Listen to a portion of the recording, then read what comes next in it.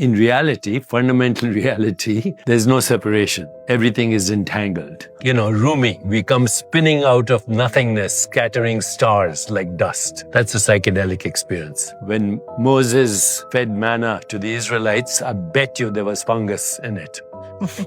When Jesus converted the water into wine, I can bet you there was fungus in it.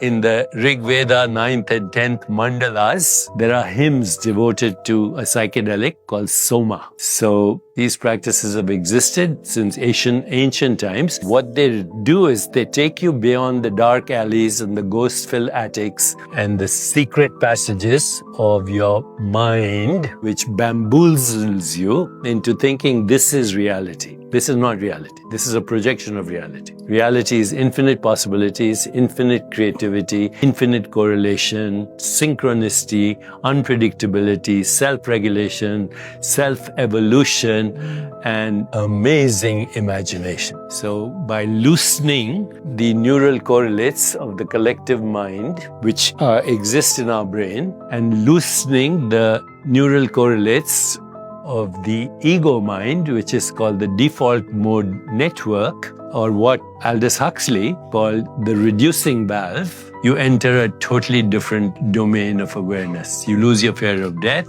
you understand your universal nature, and you have the spontaneous emergence of what we call platonic values: truth, goodness, beauty, harmony, love, compassion, joy, equanimity. And if you're lucky, lose the fear of death, because you realize that your fundamental reality is not in space-time. It is without cause, it is spaceless, dimensionless, and infinite dimensions at the same time. It is timeless, it is irreducible, it is fundamental, it is formless, and it is infinite, and it is you. The self of the individual is the self of the universe. There's no better gift we can get to discover who we are. Because once you find out who we are, as Rumi said, by God, when you find yourself, you'll be the idol of yourself. That's how they work.